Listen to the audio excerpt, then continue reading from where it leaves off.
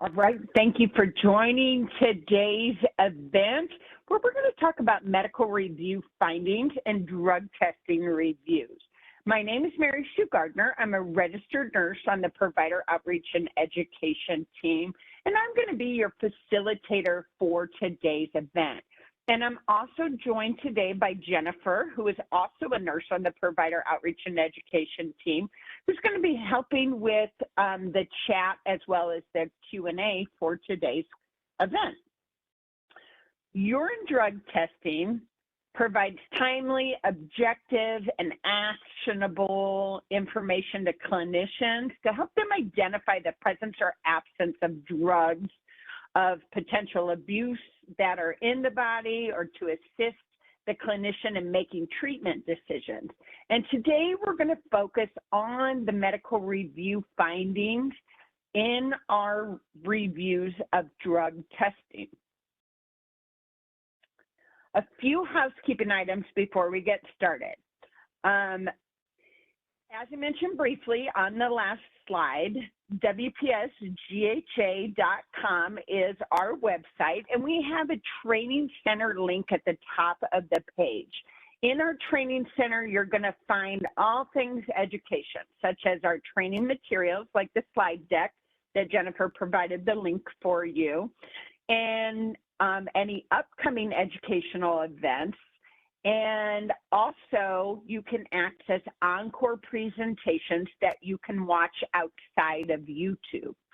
So those encore presentations are generally copies of our live events, such as this, and they're usually available from our website for about 60 to 90 days, but they're always available on our YouTube page until the information changes or is updated. We like to give them to you or provide them to you on our website, and we've provided a YouTube player on our website for those of you who are not able to access YouTube while you're at work, but you could potentially listen to an educational video. If you have any questions during today's event, put those questions into the chat and send them to all panelists, and Jennifer's going to help me monitor that. And finally, if you have any feedback about your experience today, there's going to be opportunities during and after the event to take our survey. Jennifer's going to place a copy of that link into the chat now, and as well as at the end of the presentation. So if you find that you have to leave the event early, I do encourage you to use the survey link that's in the chat at that time, so you can go ahead and take that survey. If you're listening to this as an encore, we also encourage you to take the encore survey. The encore survey link should be at the top left of the screen. There's going to be a little eye with a circle in it, and it's always going to be available at the end of the presentation. But you can always use the link that's in the description as well. So let's move on. In all of our presentations, we have to provide a disclaimer, and basically our disclaimer says we prepared this material today as a tool to assist you, our Medicare provider community. But know that Medicare laws, rules, and regulations often change. It's your responsibility as a Medicare provider to make sure you are following the most current laws, rules, and regulations on the day you are providing services to a Medicare beneficiary. We're going to answer questions today based on the laws, rules, and regulations as they stand today. But please refer to CMS's website for those most current laws, rules, and regulations, because Medicare always has final determination of coverage. Acronyms. Medicare's full of acronyms. We like to refer to it as acronym soup, to tell you quite honestly. These are common acronyms that I will probably refer to today. If I happen to say something that you don't recognize or don't exactly know what it is, just refer back to this. And if it's not listed here, just go ahead and put it in the chat, and Jennifer will answer that for you. All right, the objective and the agenda. My objective for today is that by participating, you have a better understanding of the requirements for drug testing, and in an effort to reduce medical review denials, especially if you happen to land on one of our targeted probe and educate reviews for drug testing services. And we're going to accomplish this today by reviewing the Medicare coverage criteria for drug testing. And we're also going to discuss the medical review findings and how to actually avoid those findings. So let's start by talking about the types of urine drug testing. You got to excuse me, I'm a little tongue-tied today. Providers generally use urine drug testing to find the presence or absence of drugs in the body and to help with clinical decision-making. There are two types of urine drug testing. There's a presumptive and the definitive. Now, presumptive testing includes testing supplies immediate results that are either positive or negative for the presence or absence of a drug.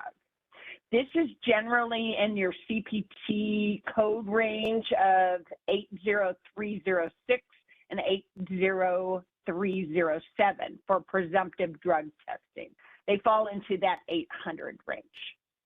Definitive, on the other hand, identifies specific medications, illicit substances, and metabolites. So this generally includes the G codes of G0480 and G0481. The CPT or the HCPCS G codes for definitive testing, are the ones that fall into that range, depending on how many classes you need the test for.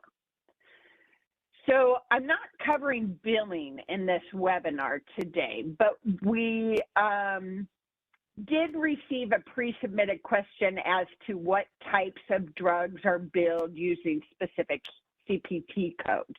And it's important to read the definitions of each of these codes if you plan to bill them, because there are different codes for presumptive and different codes for definitive. And during this webinar, we will link out to the LCD and the LCA where I can show you where to find some of that information. All right, moving on.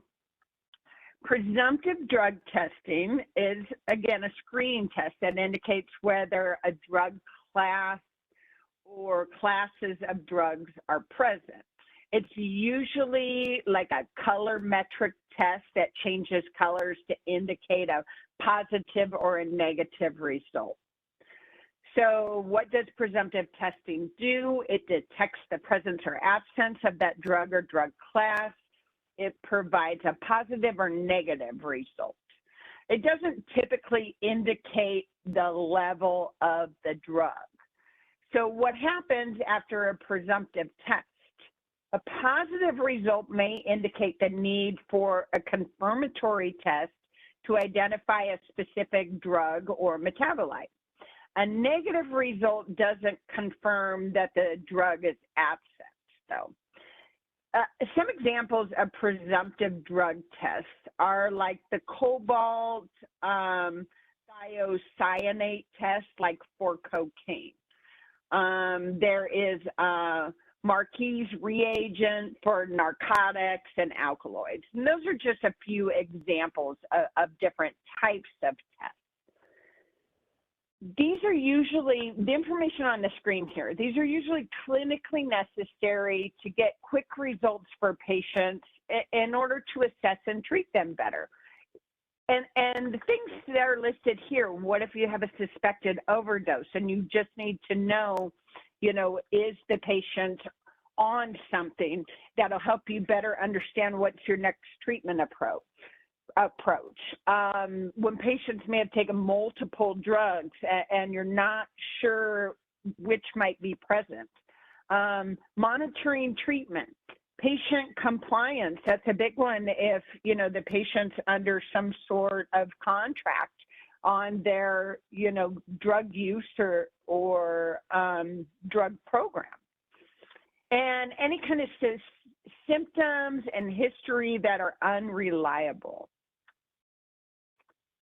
So as we move on, let's talk about the definitive urine drug test. Definitive drug testing is for qualitative or quantitative tests that identify specific drugs or metabolites in the sample. It's also known as the confirmation test. So that's an easier way to think about it. It's generally used to identify specific drugs, prescription medications, or illicit substances, determining if that drug is present in a sample and in what concentration. It helps to identify metabolites associated with the drug, and it helps to identify patients who may have problems with drugs. So how it works is it generally uses chromatography to separate out the components of the sample. And by that, it measures the molecular weight of a compound by breaking it apart into fragments and measuring the weight of each fragment. And that can help detect much lower concentrations of drugs than screening tests. So some of the uses of this, when a physician orders it based on a patient's medical history and risk assessment, when a patient is taking multiple substances, including like buprenorphine or other opioids. So again, the easiest way to think about this one, the qualitative, quantitative test for those specific drugs, and those are your confirmatory.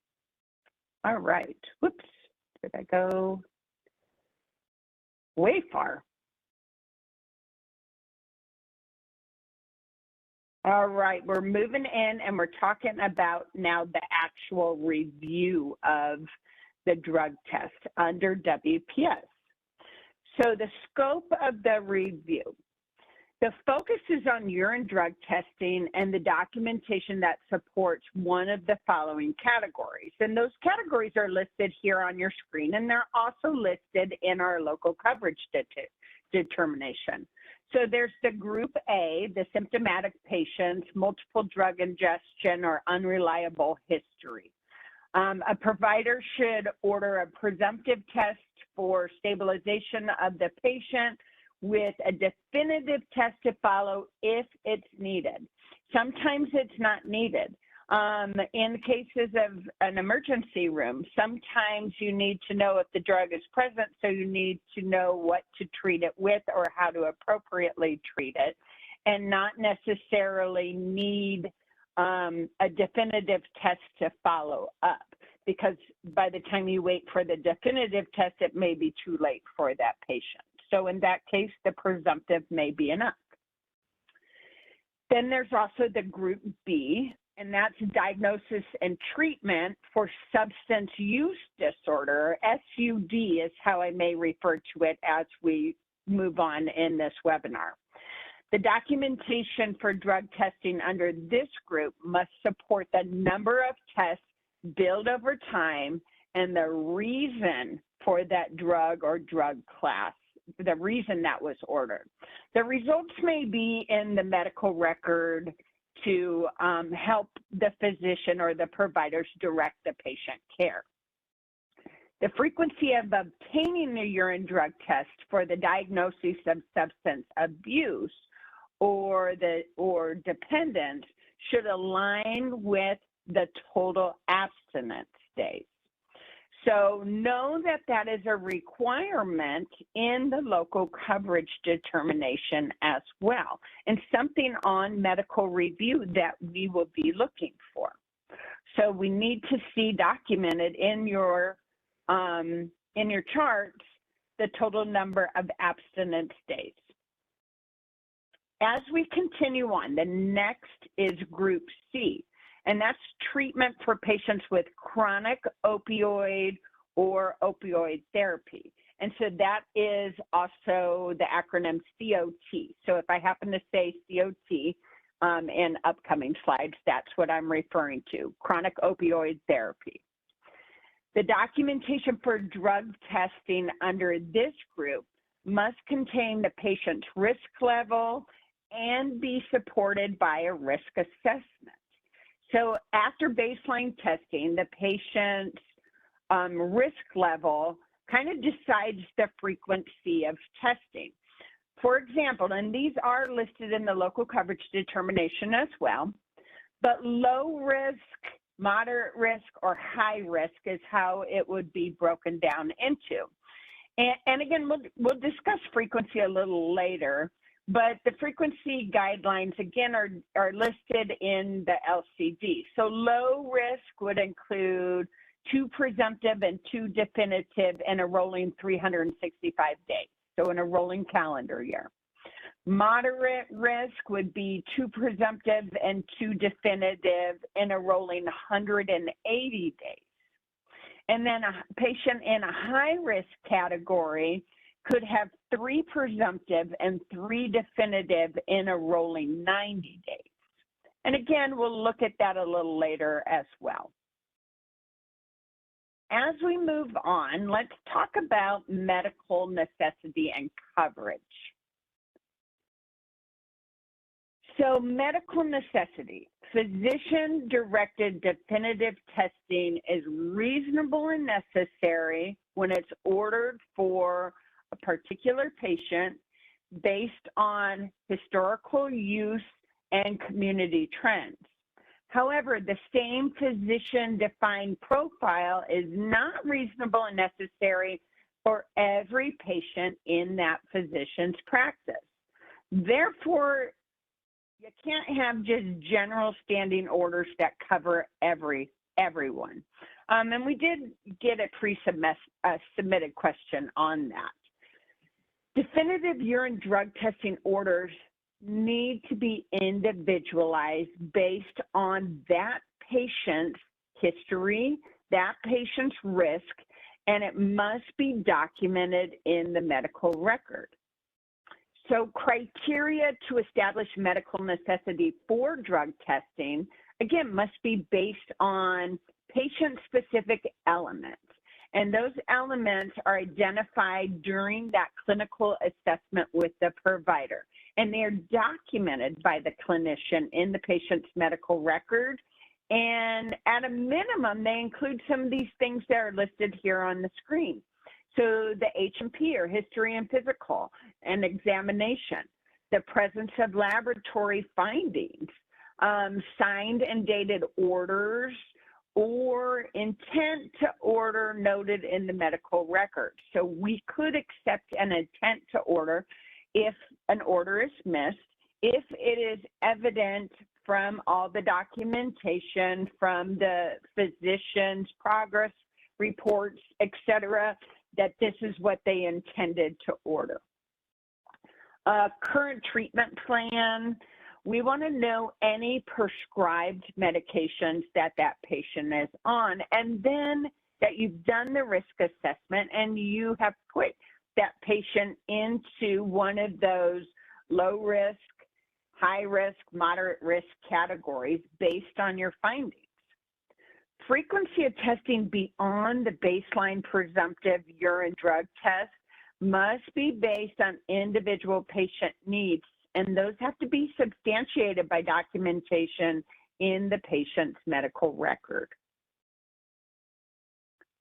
Some indications for definitive drug testing. If you need to provide definitive drug testing, then your documentation must contain at least one of the items listed on the slide. So the results of the screen are presumptively positive, and the positive results are inconsistent. So what should have been, what the patient's drug test should have been, is not what it came out as. If there should have been the presence of a drug and that person tests negative, so they're not taking it, then you know, that may be the case. Or if they have a presence of something and it shouldn't be there, then that's what that means. Results are negative, and the negative findings, again, are inconsistent with the medical history.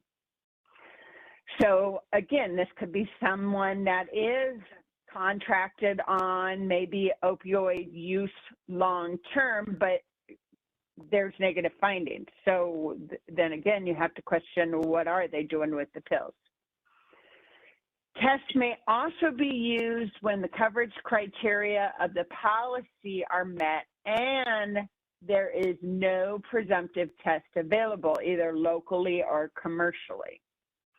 And then finally, documentation supports provider had a suspicion of drug diversion or pill scraping.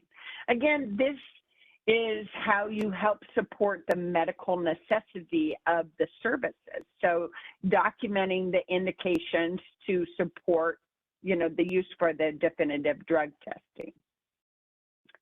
So let's continue on and just talk about some of the specifics of documentation.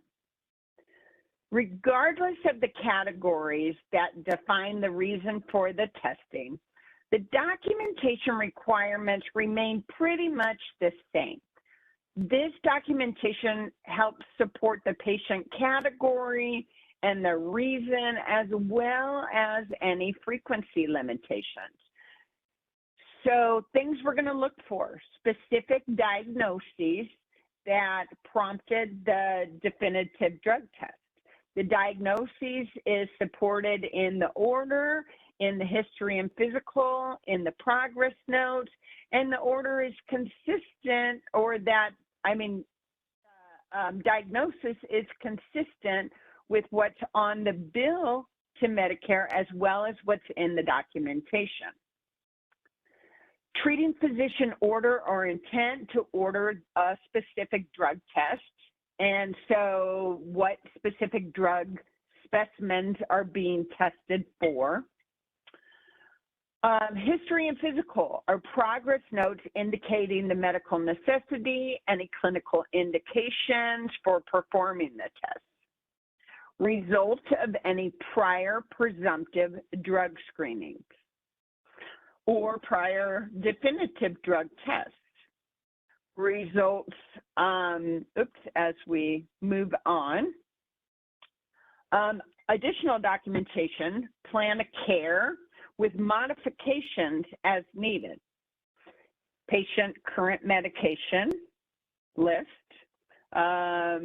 patient risk assessment, which we've talked about quite a bit, and any advanced beneficiary notices of non-coverage, if those are applicable, if those were provided, such as sometimes the laboratory issues, an advanced beneficiary notice of non-coverage if the patient goes to the lab and has testing done there. If the testing is done in the office, sometimes a advanced beneficiary notice of non-coverage is administered to the patient if you have reason to believe on that day for that patient, Medicare would not cover that service. So if you do use those, we want to see them. So as you can see, as we go back a little bit, this is all the stuff that we've kind of been talking about to support the medical necessity of your test. So the documentation and supporting medical necessity goes hand in hand and goes back right through, like, what tests, what drugs, what are we looking for, what is the history, what is the physician wanting to see, what's consistent with the patient's medical history. Do we have information that indicates why we are doing one test versus a different one? Do we have results in history? And then what's our plan?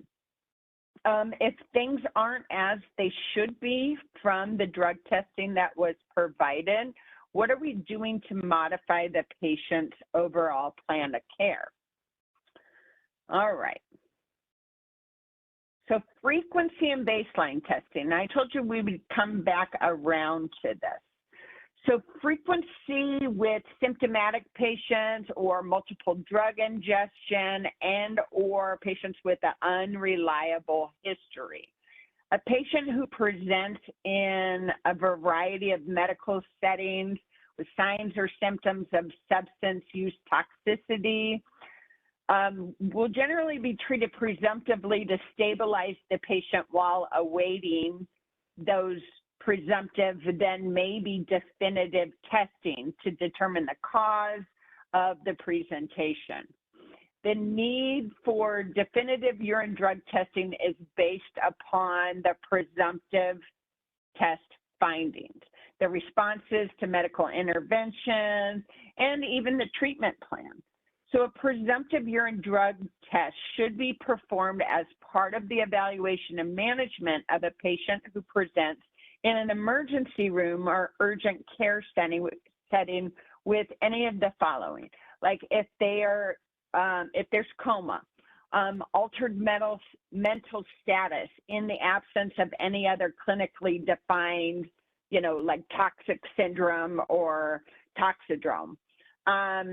Any severe unexplained cardiovascular instability. If they have unexplained metabolic or respiratory acidosis in the absence of, some sort of clinically defined toxic syndrome. Seizures of an undetermined history, or to provide an antagonist to a specific drug. The presumptive findings and definitive drug tests ordered and the reason for these testings, again, must be documented in the patient's medical record. So when we get to frequency of presumptive urine drug testing for SUD, I said earlier we'd come back around for the substance use disorder to the frequency indications for the presumptive and definitive urine drug testing for substance use disorder. So starting out with the presumptive testing, these timelines are based on days of abstinence. So 0 to 30 consecutive days of abstinence. They can have 1 to 3 tests in a rolling 7 calendar days. When we get into the 31 to 90 consecutive days of abstinence, again, 1 to 3 tests in a rolling 7 calendar days. And then greater than 90 consecutive days of abstinence, 1 to 3 tests, but then our time frame moves out to 30 days.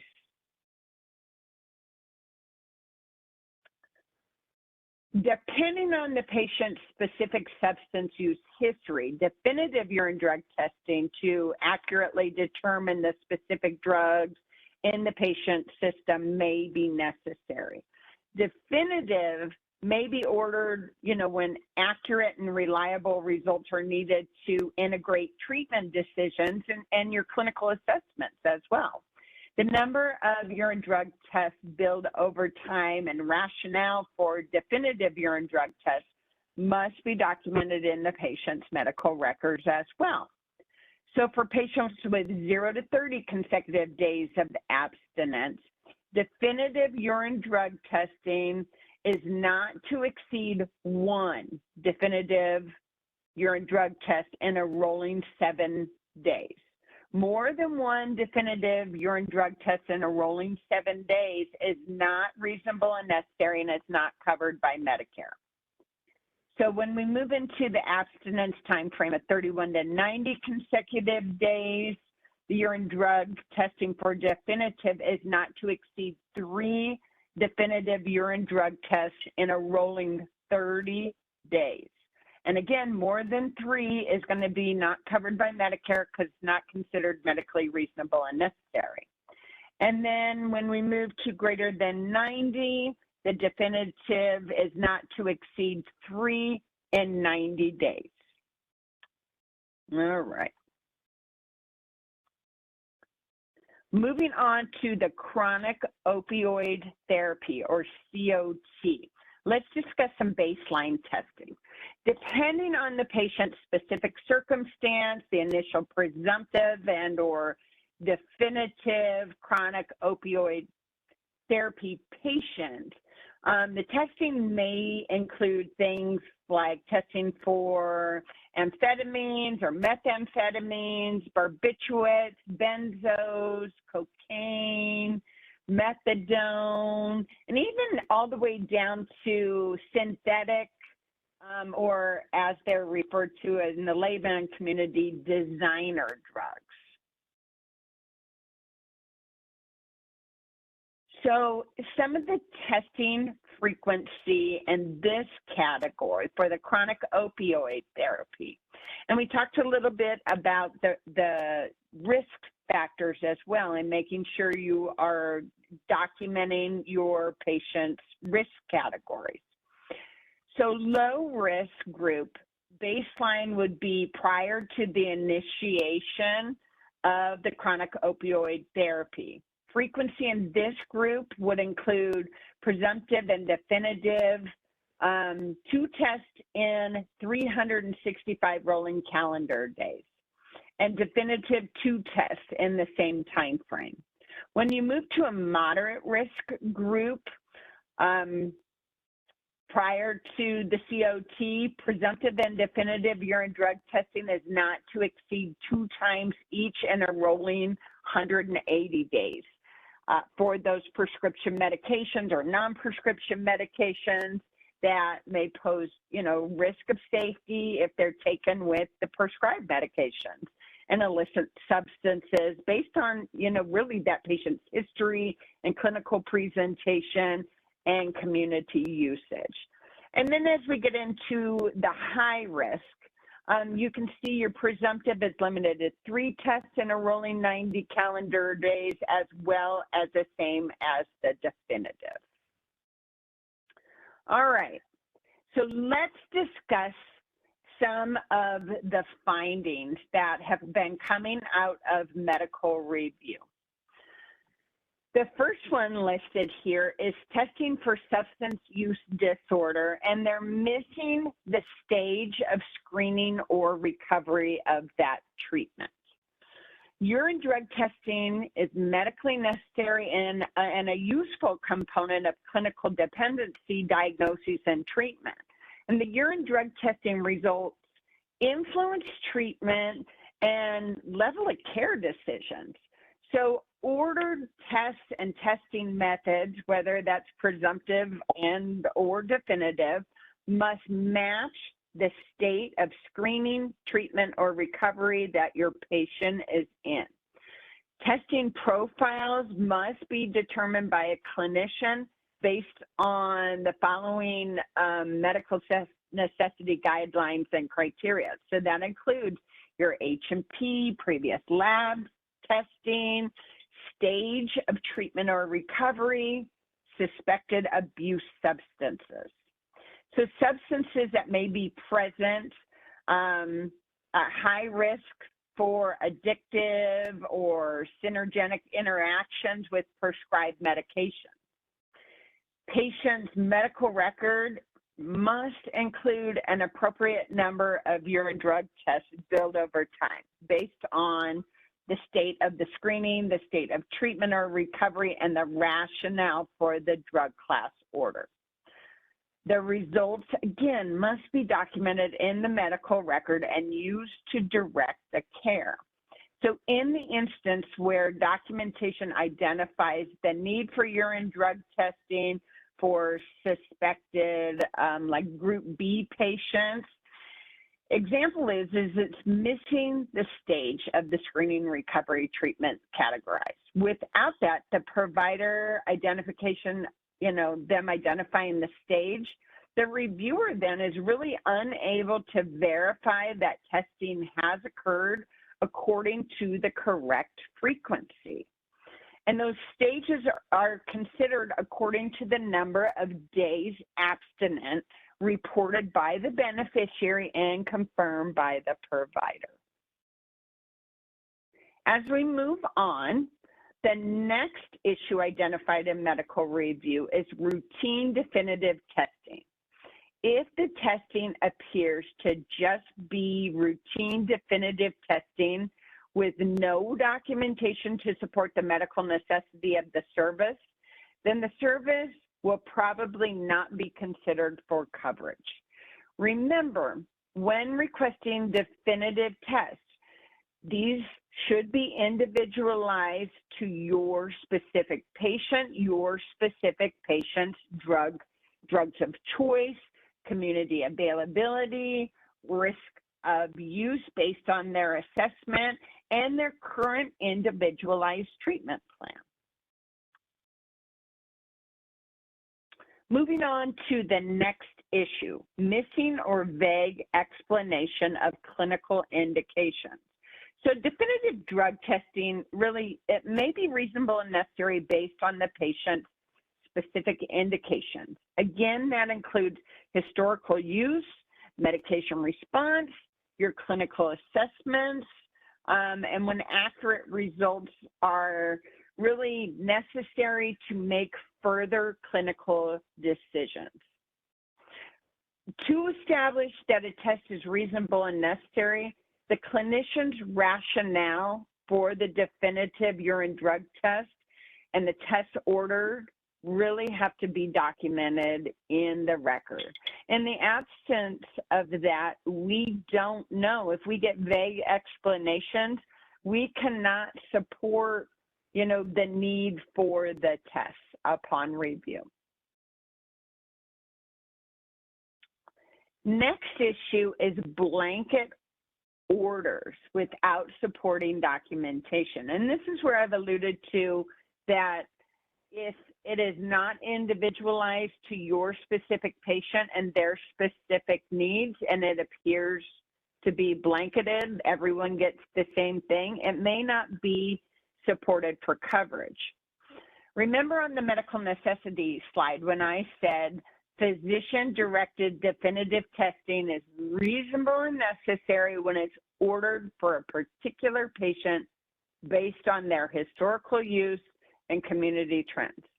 However, the same physician-defined profile is not reasonable and necessary for every patient in the physician's practice. Therefore, you can't have general standing orders that just cover everyone. So again, definitive drug testing orders have to be individualized, and they have to be based on the clinical history and risk assessment and must be documented in the medical record. To avoid this, make sure that the order is individualized to that specific patient. There is a need and a requirement that there's a risk assessment completed. It outlines the patient's risk group, whether that's low, medium, or high. And all of this is included in that patient's overall treatment plan. And the documentation, is then going to help you support that it was individualized decision made regarding that patient's need. Now, if there is some standing orders that are made individualized based on that patient, but it may have an order set that contains a lot of different orders, but certain things are checked and certain things are eliminated, then it would not be considered a blanket order.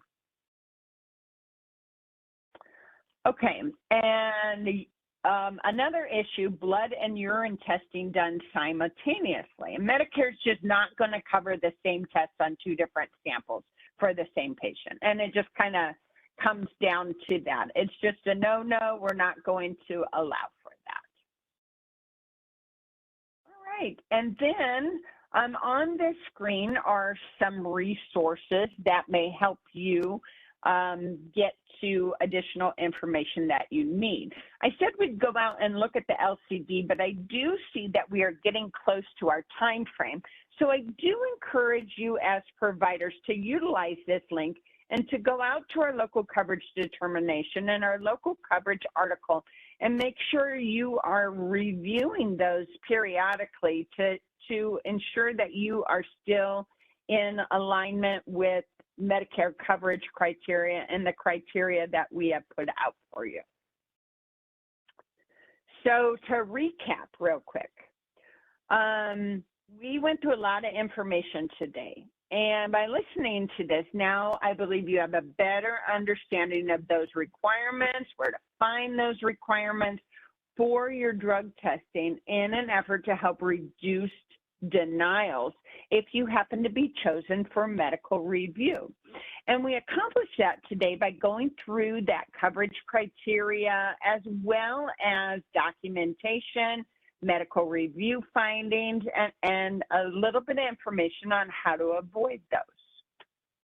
Before I ask Jennifer if there are any questions in the chat, I do want to address one other pre-submitted question that we got. And the question is, how do we get reimbursed for the 80320 when testing for alcohol? And the quick answer to this is Medicare does not cover CPT code 80320 for definitive drug testing. This code is invalid for Medicare use. Instead, providers should use one of the appropriate HCPCS codes in that G range of G0480, G0483, or G0659. And I'm going to just throw those G codes into the chat so everyone knows they are there. Let me look on over, and I'm just going to take a look at the chat instead of waiting for Jennifer to tell me anything. And I am not seeing any questions in the chat. So in the interest of time, I'm going to move on. I'll pause one more time before we finish and make sure no questions have come in. After the webinar is complete, those of you who are logged into the webinar will receive an email. You will not receive an email if you only called in via the phone. This email is also your proof of attendance and has contact hours on it if you were to need those for continuing education. So don't delete that email without reading it. This email is also an opportunity or another opportunity to take the survey. If you have follow-up questions after this event closes, you can email those to us at the email address listed here, wps.gha.education@wpsic.com. Send those within the next week. And make sure you put like drug testing in the subject line. Don't send us any protected health information, PII or PI. Or PHI, sorry. We don't want you to get in trouble for that. If you have something that's claim specific that needs to be looked up, you will need to take those questions to customer service. As I stated at the start of this presentation, we really value your opinion. We want to hear from you on how we did on this event. The survey for this event only takes a few moments to complete, and that's why we want to give you the opportunity to take it now.